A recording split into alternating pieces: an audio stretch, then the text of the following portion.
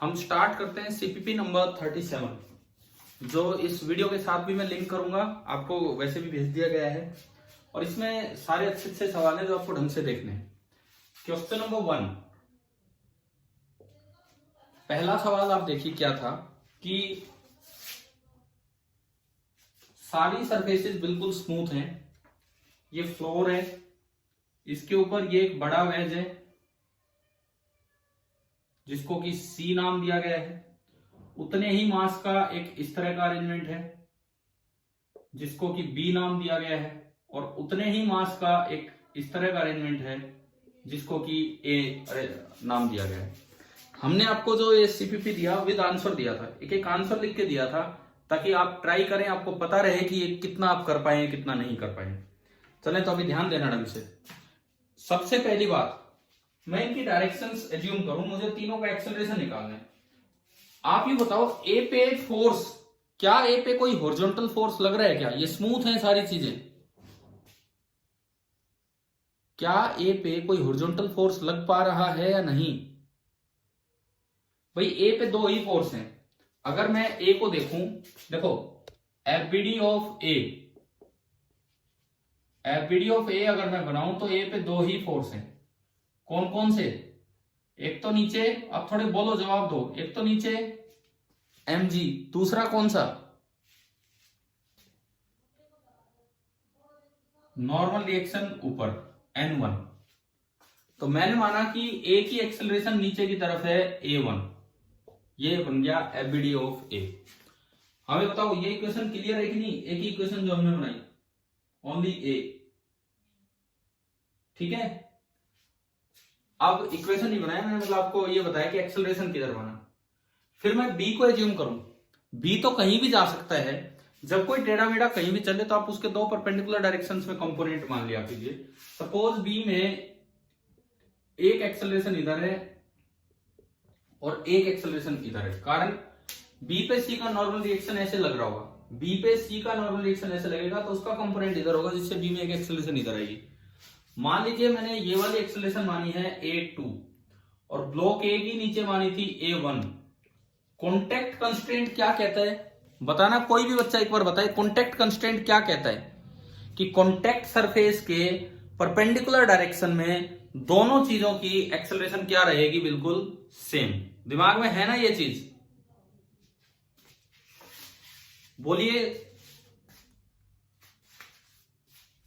बोलो यार, बोलो, उसको यूज करेंगे यहां पे। Yes sir. ठीक है, तो एफबीडी ऑफ बी अगर मैं बनाऊं, एफबीडी ऑफ बी, देखो लास्ट टाइम जब हमने सवाल लिया तो टाइम कम था, मैं फटाफट आपको आंसर बता रहा था भाई इस तरह से, क्योंकि एग्जाम में ऐसे आ जाते हैं कि थीटा कुछ भी हो सकता है। तो ए बी सी तीनों के ही एक्सेलरेशन हम कई बार याद करके चले जाते हैं, क्योंकि बच्चे सोचते हैं इतना बड़ा कौन सॉल्व करेगा। अब देखो आप, इतना भी बड़ा नहीं है। बी को अगर आप देखते हो, बी तो बी कुछ इस तरह का है। जब बी ने ए पे n1 लगाया तो बदले में ए ने बी पे भी n1 लगाया होगा। अब सपोज बी और सी के बीच का नॉर्मल रिएक्शन है n2, तो सी ने इधर की तरफ लगा दिया इस पे n2। जो एक्सेलरेशन से मैं रेड कलर से दिखा देता हूं, मैंने माना कि इसकी एक्सेलरेशन नीचे a1 है, तो इस n2 का एक कंपोनेंट इधर होगा, जिसकी वजह से तो मान लो एक्सेलरेशन इधर हो जाएगी a2। लेकिन इधर ही नहीं जाना, कहीं भी जा सकता है, तो आप दो परपेंडिकुलर डायरेक्शन में एक्सेलरेशन मान लिया कीजिए। अब जब ए और बी कॉन्टेक्ट में है तो कॉन्टेक्ट सरफेस के परपेंडिकुलर डायरेक्शन में दोनों की एक्सेलरेशन सेम होगी। ए की तो परपेंडिकुलर डायरेक्शन में एक्सेलरेशन है a1 और बी की ये वाला कंपोनेंट तो है ही परपेंडिकुलर डायरेक्शन में, इधर की तरफ जो एक्सेलरेशन है वो ये है, यानी कि आप डायरेक्टली कॉन्टेक्ट कंस्ट्रेंट का यूज करके इस एक्सेलरेशन को भी a1 बोल सकते हो। जो आपका एक्सेलरेशन ऑफ ए है दैट इज a1, लेकिन जो आपका एक्सेलरेशन ऑफ बी है वो तो इन दोनों का वेक्टर सम होगा, और वो हमें नहीं पता कौन सी डायरेक्शन में होगा। मैं नहीं कह रहा इसके पैरेलल है, कहीं भी हो सकता है वो। This is a B. ये बताओ भाई, क्या यहां तक ये समझ में आया? ठीक है, मैं एक बार फिर से एक चीज क्लियर करूं, ये किसी भी डायरेक्शन में हो सकता है, उसके पैरेलल नहीं कह रहे हम। सपोज a2 इधर है, थोड़ा ज्यादा है, कैसा भी है, तो ये तो ऐसा वो बनेगा और ये यूं बन जाएगा, दिस इज ए बी। अच्छा जी, अब क्या बी पे सारे फोर्स दिखा दिया आपने या कोई और रह गया? बताइए सर बी पे n1 कैसे आया? ए पे N1 कैसे आया ये बताओ। ए पे N1 किसने लगाया? ए पे N1 किसने लगाया? बी। तो भाई न्यूटन थर्ड लॉ, जब बी ने ए पे N1 ऊपर लगाया तो ए ने बी पे N1 किधर लगाया? नीचे। ठीक है, एक फोर्स और बचा है, वो है इसका वेट। और कोई डाउट है क्या बी के एफबीडी में? बोलिए।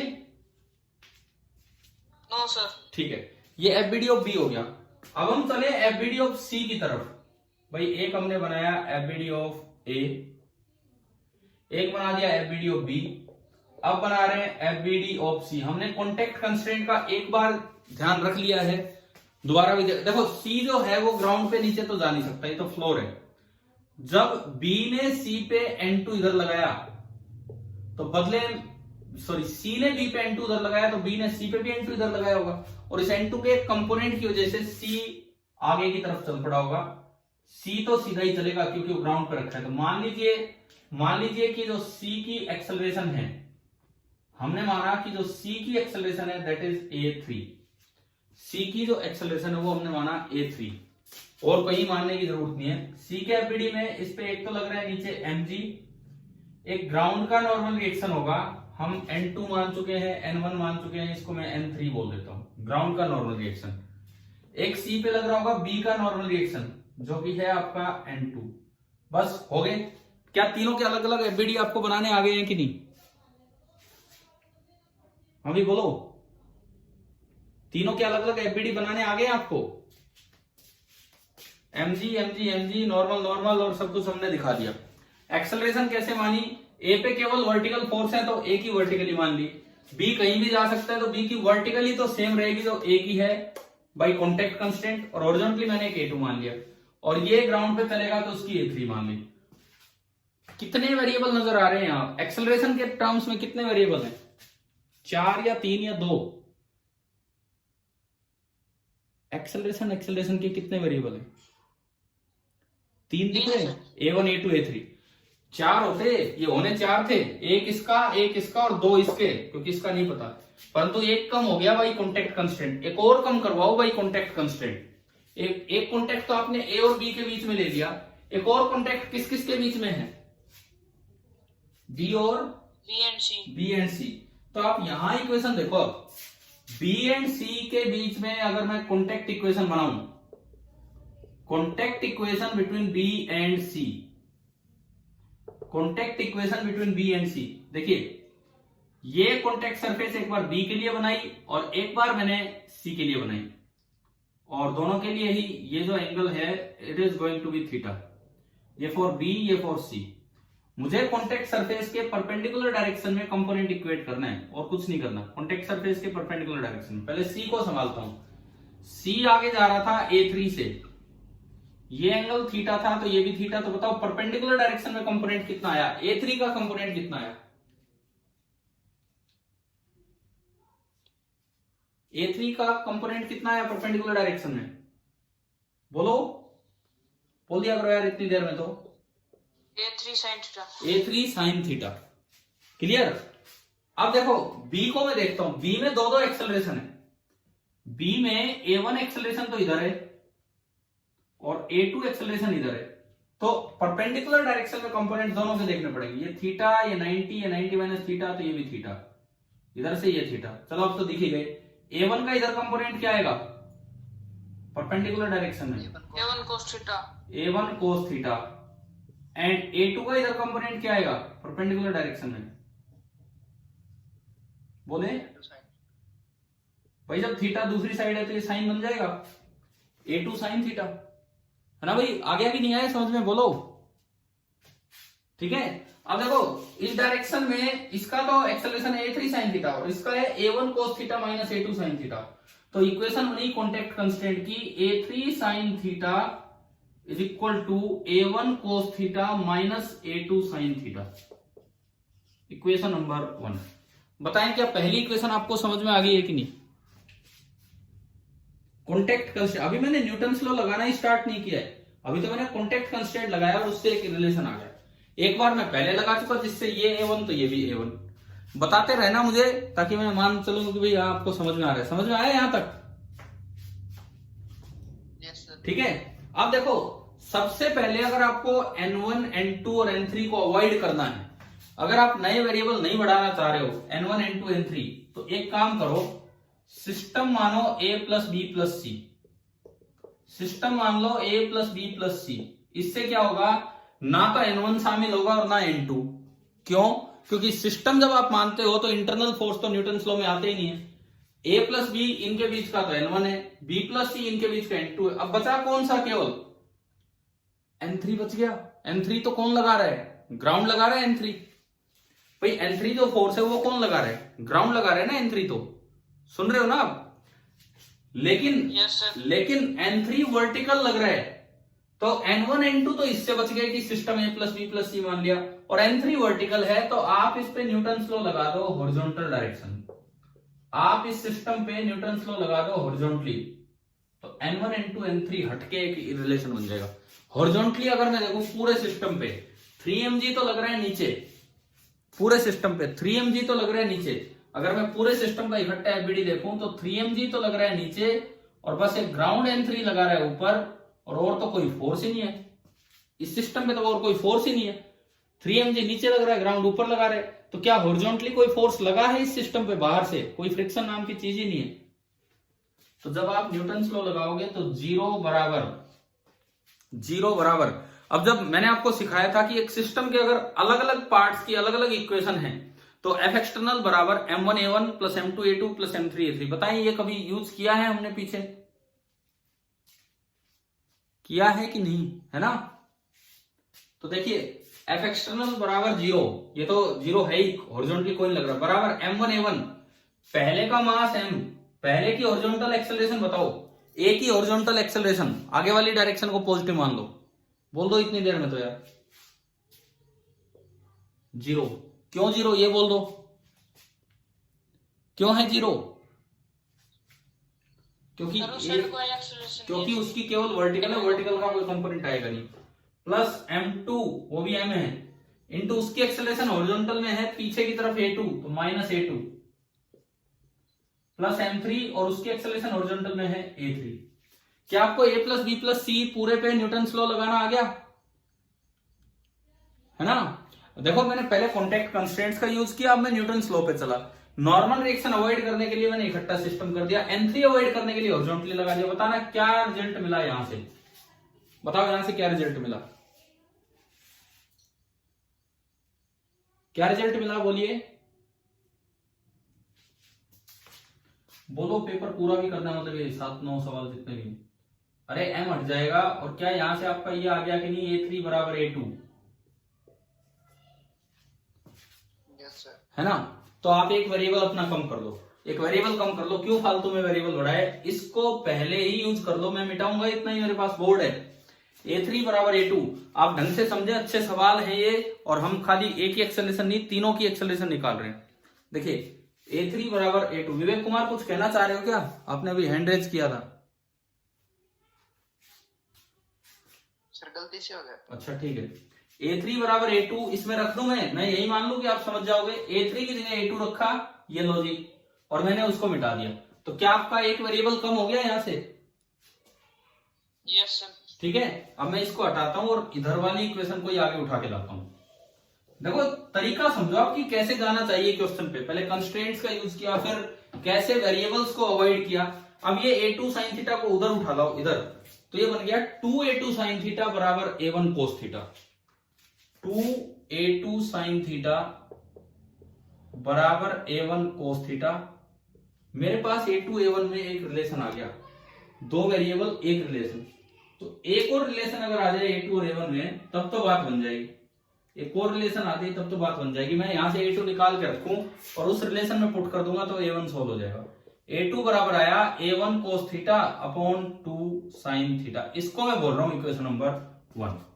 ये हमारी बनी equation number 1, a1 cos theta upon 2 sin theta.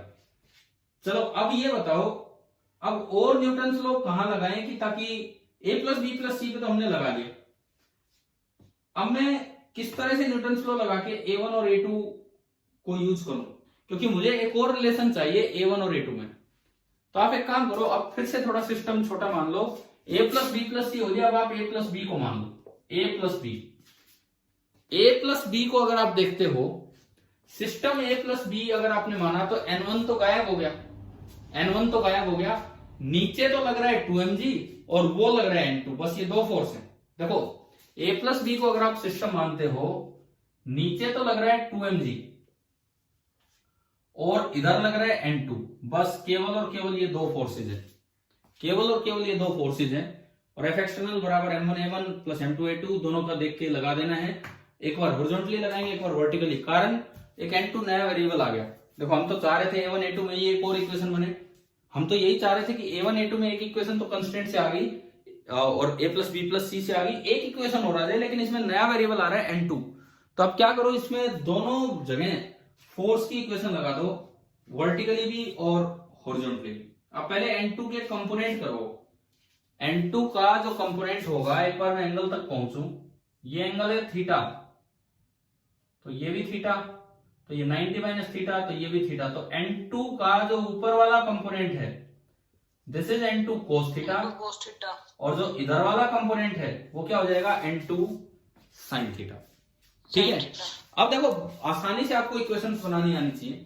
सबसे पहले ए प्लस बी पे देखो, ये सवाल कितनी अच्छी प्रैक्टिस करवा रहा है कि आप कैसे न्यूटन्स लो, मतलब बड़ा सिस्टम आ जाए, रिजल्ट नहीं है आपको याद, कम से कम न्यूटन्स लो तो लगाने आए, अकेले पे लगाने आए, ए प्लस बी पे लगाने आए, ए प्लस बी प्लस सी पे, और कंस्टेंट का भी अच्छा है। अब बताओ आप मुझे वर्टिकली इस पे इक्वेशन बताओ, ए प्लस बी पे क्या बनेगी वर्टिकली।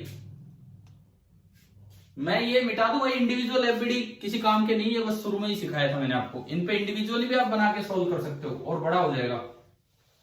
हाँ जी, ए प्लस बी पे वर्टिकली डाउनवर्ड को पॉजिटिव मानो, कितना फोर्स है बोलिए, आप चुप ना रहे। ए प्लस बी पे वर्टिकली डाउनवर्ड को पॉजिटिव माने, कितना फोर्स है, 2mg minus N2 cos theta, हाँ, बराबर M1 into A1, M1 into A1 नीचे ये, प्लस M2 इंटू उसका भी ये वाला कंपोनेंट आना, नहीं केवल वर्टिकल आना है, और वो नीचे वाला A1 ही था। आप बताएं कि आपको ये इक्वेशन समझ में आ गई है। ठीक है, यहां से मैंने N2 cos थीटा निकाल लिया, N2 cos थीटा को उधर भेज दिया, तो ये हो गया 2mg माइनस 2m A1, यानी कि मेरे पास N2 cos थीटा आ गया 2m common g minus A1। दिक्कत ये होगी कि एक N2 नया वेरिएबल आ गया, कोई बात नहीं, नया आ गया। आप a प्लस बी पे हॉरिजॉन्टली और इक्वेशन लगवा दो, a प्लस बी पे हॉरिजॉन्टल डायरेक्शन में और इक्वेशन लगवा दो एक बार। एफबीडी बनाया ही था, a प्लस बी पे हॉरिजॉन्टल कितना फोर्स है, क्या कंपोनेंट है, N2 sin थीटा, बस N2 sin थीटा, और तो कुछ है ही नहीं। बराबर, आप बोलो कॉन्फिडेंटली इक्वेशन, पहला मास m, a, उसकी एक्सेलरेशन हॉरिजॉन्टल डायरेक्शन में कितनी है, 0।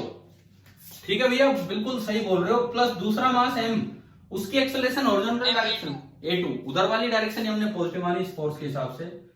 तो यहां से मेरे पास सेकंड इक्वेशन बनी N2 sin theta is equal to MA2, equation number 4। अब मुझे 3 और 4 से पहले N2 गायब करना है, क्योंकि मैं तो A1 A2 में एक रिलेशन चाह रहा था, तो मुझे 3 और 4 से N2 गायब करना है। क्या करूं बताओ, डिवाइड कर दो। आप करो, आप कॉपी पेन तो लेके बैठते होंगे साथ, आपने इनको डिवाइड किया 3 और 4 से। भाई ये जब क्वेश्चन पूरा हो जाए ना, लेक्चर के बाद कम से कम एक बार एनालाइज जरूर करना कि हमने क्या किया और क्यों किया। अच्छा सवाल है, ढंग से ट्राई करना। तो आपने इन दोनों को डिवाइड किया, मैं कहता हूं 4 से 3 को डिवाइड कर दिया मैंने, 4 से 3 को डिवाइड किया, तो N2 sin theta upon N2 cos theta क्या बना, tan theta is equal to m को बना के कटी लिया, A2 upon 2 times g minus A1। और यहां से अगर मैं A2 देखता हूं तो this is 2 times g minus A1 into tan theta, ये मेरा A2 आ गया, इक्वेशन नंबर 5। अब देखो एक A2 हमने पहले भी निकाला था, इक्वेशन नंबर 1 ये रहा, एक A2 पहले भी निकाला था और एक A2 अब निकाल लिया। क्या दोनों को इक्वेट करके A1 सोल्व हो जाएगा? Yes sir. तो करते हैं, मैं आपके लिए नहीं छोड़ रहा हूं अभी, क्योंकि कम से कम इतना कॉन्फिडेंस आए कि हाँ भी सोल्व होंगे। देखिए, from equation 1 and 5 A1 cos theta upon 2 sin theta is equal to 2 into g minus A1 into tan theta को मैं लिख रहा हूं sine theta upon cos theta, cross multiplying A1 cos square theta is equal to 2 into 2 4, एक और साइन थीटा गया 4 sine square theta into g minus 4 sine square theta into A1, मैंने मल्टीप्लाई कर दिया ब्रैकेट के साथ अलग, 4 साइन स्क्वायर थीटा A1 को इधर उठा लाओ तो A1 common cos square theta plus 4 sine square theta, this is equal to 4 sine square theta into g. एक साइन स्क्वायर में अलग कर लूं तो cos square plus sine square कितना हो जाएगा 1, तो ये बचा 1 प्लस 3 साइन स्क्वायर थीटा और उधर है 4g साइन स्क्वायर थीटा। तो आपका जो पहला एक्सेलरेशन आया, पहला acceleration 4g sine square theta upon 1 plus 3 sine square theta.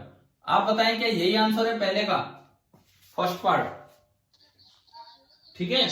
अब ये जो एक स्पेशल क्वेश्चन है, ये मैं याद करने के लिए इसलिए बोल देता हूं, हो सकता है एग्जाम में थीटा 37, थीटा 53, थीटा 45 कुछ भी आ जाए, तो यार एक ऑब्जेक्टिव क्वेश्चन में काफी टाइम तो लगेगा ही, आपने चाहे कर रखा हो फिर भी आपको इक्वेशन बनानी पड़ेगी, कॉन्टेक्ट कंस्ट्रेंट, न्यूटन्स लॉ, कभी a प्लस बी प्लस सी, कभी a प्लस बी पे वर्टिकल हॉरिजॉन्टल, तो कम से कम 5 से 10 मिनट का टाइम लग जाता है। तो ऐसे केसेस में जो बड़े कॉमन से सवाल है, जैसे इस बार भी आपका पेपर में आ गया, तो आप रिजल्ट याद कर ले तो उनसे फायदा मिलता ही है। और इस बार तो आपके पेपर में ऐसा सवाल आया था टेस्ट सीरीज वाले में कि थीटा पुट ही नहीं करना था, उन्होंने तो डायरेक्ट थीटा की टर्म्स में ही पूछा था। पहले ये बताओ A1 हो गया सोल्व, समझ में आया? ठीक है। A1 की डायरेक्शन है वर्टिकली डाउनवर्ड। अब मैं यहां से निकालूं A2, अब मैं यहां से निकालूं A2 कैसे निकालूं? इक्वेशन नंबर 1 में A1 की वैल्यू पुट की मैंने, A1 मेरे पास आ चुका है, मैंने इक्वेशन नंबर 1 में A1 पुट किया, तो A2 is equal to A1 into cos theta upon 2 sine theta. मैंने A1 हटाया और जो अभी A1 आया वो पुट किया, 4g sine square theta upon 1 plus 3 sine square theta. एक साइन थीटा से एक साइन थीटा गया, एक 4 से 2 गया, तो A2 आपका आया 2g cos theta sine square theta ना 2g cos theta sine theta upon 1 plus 3 sine square theta. ये जो वैल्यूज आती जाती मैं इधर लिख रहा हूं ताकि आगे काम आनी हो तो आ जाए। इसको हटा के देखिए A1 एक्सेलरेशन ऑफ A तो A1 ही है, वो आ गई 4g sine square theta upon 1 plus 3 sine square theta and this is vertically downward. ये तो ये होगा। एक्सेलरेशन ऑफ B अभी इनका स्क्वायर करके एडिशन होगा A2 हमारा निकल के आया 2g sine theta cos theta upon 1 plus 3 sine square theta. चलो अब AB और AC निकालते हैं। A1 हो गया, A2 हो गया, अब हम निकालते हैं AB एंड AC। कैसे निकालें? B का जो एक्सेलरेशन होगा वो तो इन दोनों का वेक्टर सम होना है, समझ गए हो ना? हाँ भाई, B का एक्सेलरेशन कैसे निकलेगा, आ रहा है क्या समझ में? एक्सेलरेशन ऑफ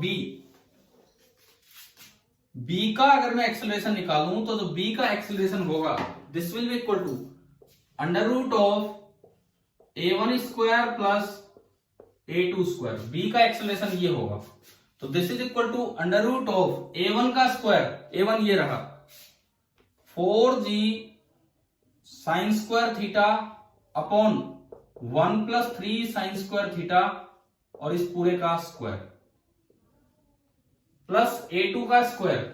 A2 ये रहा आपका 2g cos theta sine theta upon 1 plus 3 sine square theta का स्क्वायर।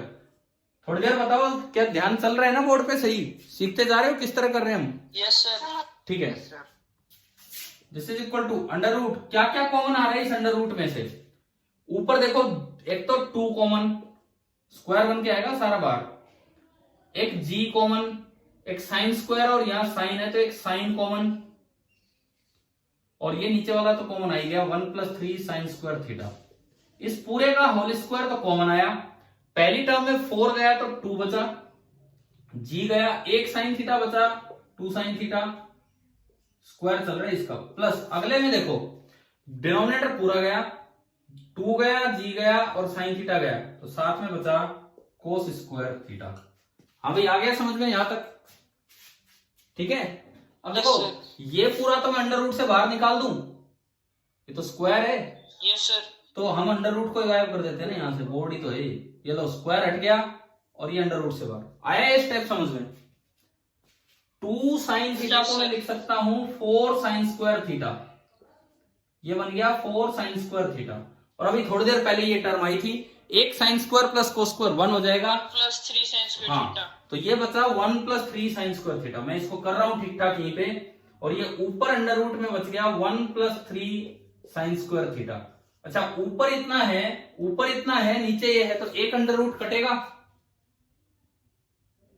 हाँ जी सेम टर्म है, एक रूट कट जाएगा, तो ए बी निकल के आया 2g sine theta upon under root of 1 minus 3 sine square theta.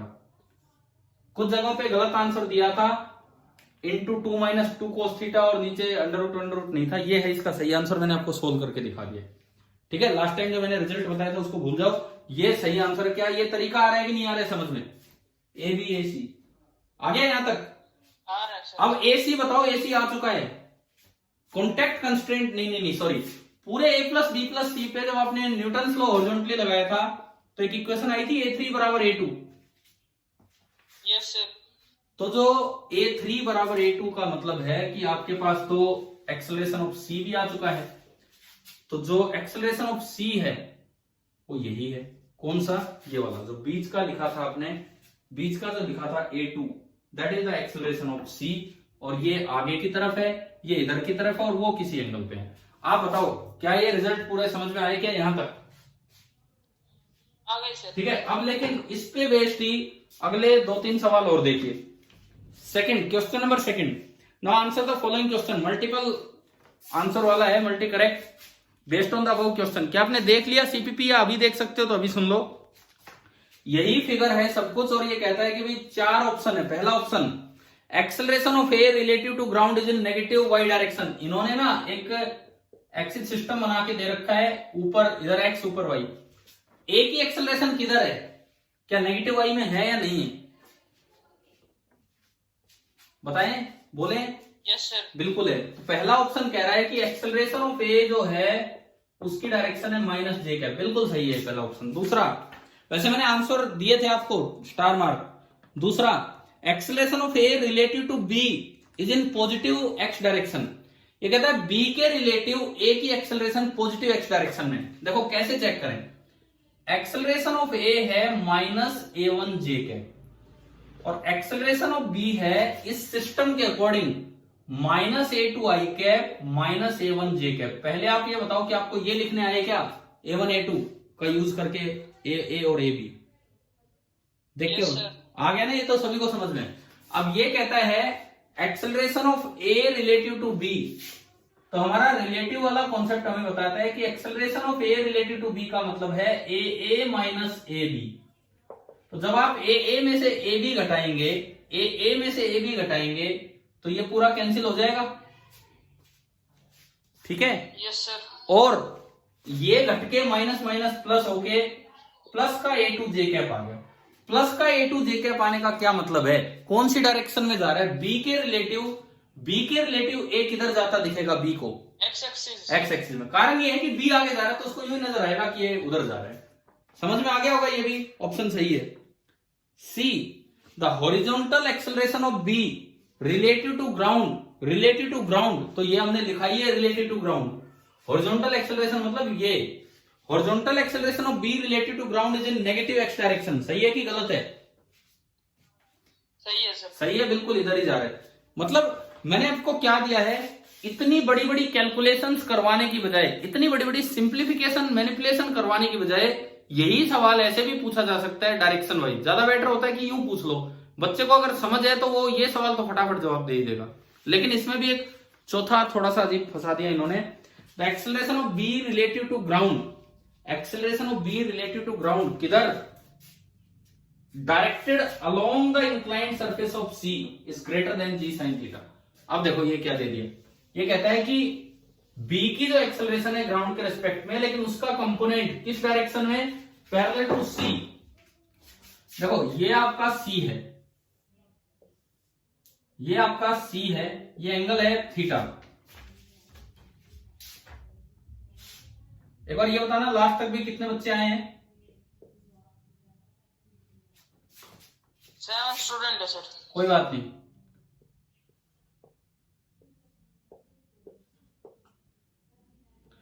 क्या कुछ समझ आ रहा है? पहले ये बताओ, इतना अच्छा सा सवाल था, समझ आ रहा है ढंग से क्या कर रहे हैं हम?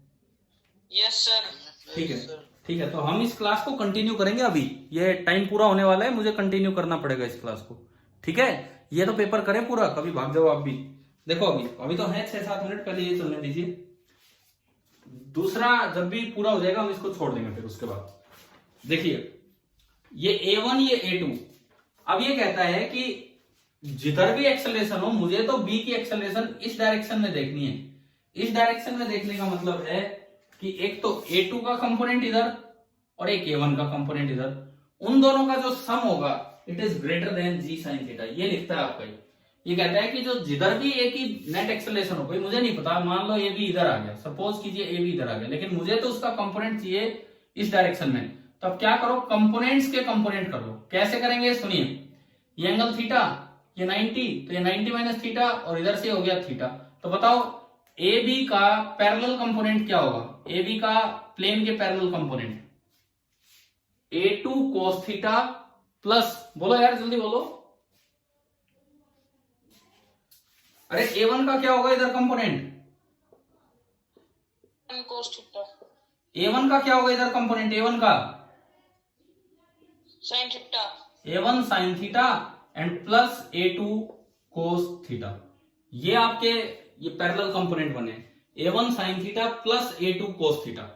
तो अब देखो मैं एक बार वैल्यू पुट करूं, क्योंकि मुझे ये प्रूव चेक करना है कि क्या ये जी साइन थीटा से बड़ा है या नहीं, मुझे ये चीज चेक करनी है।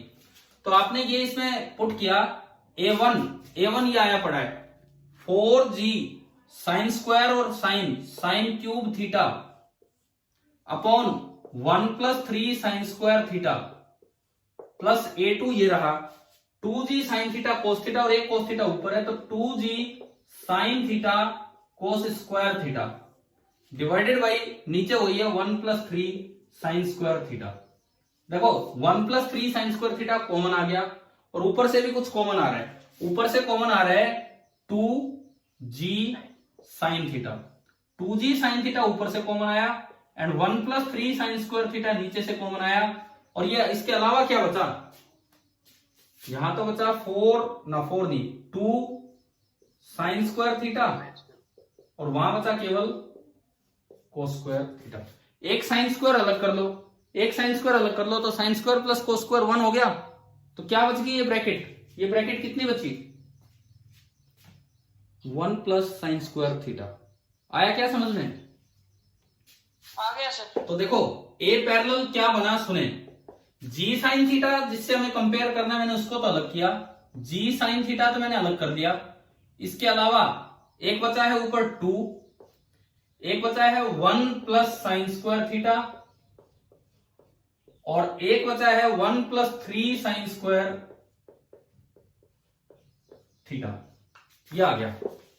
अब देखो आप किस तरह से कंपेयर करना होता है उस चीज को आप देखिए।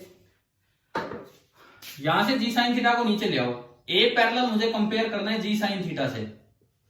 ये चीज मुझे देखनी है 2 times 1 + sine square theta upon 1 + 3 sine square theta. हाँ भाई एक बार ये बताओ ऑप्शन क्या कह रहा है? ऑप्शन क्या कह रहा है कि a parallel g sine theta से बड़ा होगा कि छोटा होगा? ऑप्शन लिखता है acceleration of B related to ground directed along the inclined surface of C is greater than g sine theta. If check करते हैं हम इस ऑप्शन को, if a parallel is greater than g sine theta then a parallel upon g sine theta greater than 1 आना चाहिए कि नहीं बताओ? अगर ये बड़ा होगा तो ये रेशियो 1 से बड़ा आना चाहिए, यानी कि 2 × 1 + sine square theta divided by 1 plus 3 sine square theta, this should be greater than 1। Check कर रहे हैं हम, क्रॉस मल्टीप्लाई किया, 2 plus 2 sine square theta should be greater than 1 plus 3 sine square theta. ठीक है, 2 साइन स्क्वायर थीटा को उधर भेजो, इसको इधर ले आओ, 2 minus 1 1, 1 is greater than sine square theta, और you can say sine square theta is less than 1। क्या ऐसा होता है कि नहीं, हमेशा बताओ, क्या साइन थीटा कभी 1 से बड़ा होता है?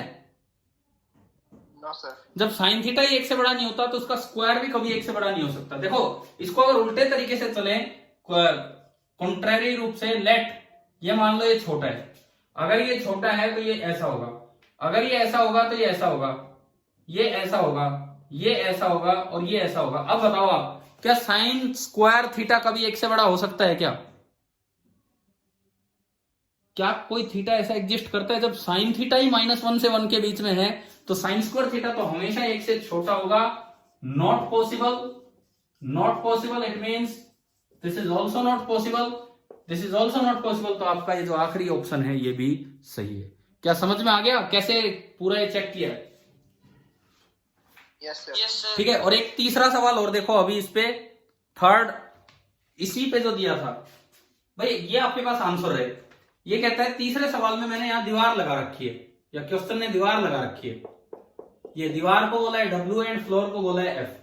अब ये लिखता है कि अगर मैं फ्लोर को ना दीवार को हटा दूं, अगले पेज पे है, इफ वॉल इज रिमूव्ड, ये अगले पेज पे है कि wall is removed then find the acceleration of B। तो अगर वॉल रिमूव कर दी तो क्या हमारा यही सिस्टम बन गया कि नहीं, जो अभी हमने प्रूव किया है? भाई दीवार रिमूव करते ही क्या यही सिस्टम बन जाएगा कि नहीं? Yes sir. तो इसका तो आंसर आया पड़ा है, तो जो B की एक्सेलरेशन वही इसका आंसर हो जाएगा। दीवार रिमूव करने पे A की एक्सेलरेशन पूछता तो ये आंसर हो जाता, दीवार रिमूव करने पे C की एक्सेलरेशन पूछता तो ये आंसर। मतलब एक ही क्वेश्चन को अलग अलग तरीके से कैसे पूछा जा सकता है, शायद आप सबको समझ में आ ही गया होगा। ठीक है, चलिए ये बताओ, क्या क्वेश्चन नंबर 1 2 3 क्लियर हो गए इस टेस्ट के, इस पेपर के, CPP के? Yes sir. अभी हम दोबारा से आपको लिंक सेंड करते हैं, एंड 4 5 ये एक जैसे हैं, एंड 6 7 8 9 ये एक जैसे हैं। तो इनको दोबारा 5 मिनट में ही हम दोबारा से स्टार्ट करते हैं, और अब मैं उम्मीद करता हूं कि आप सभी बच्चे दोबारा जुड़ेंगे। ठीक है भाई? Yes sir. ठीक है, ओके, भेजता हूं मैं दोबारा।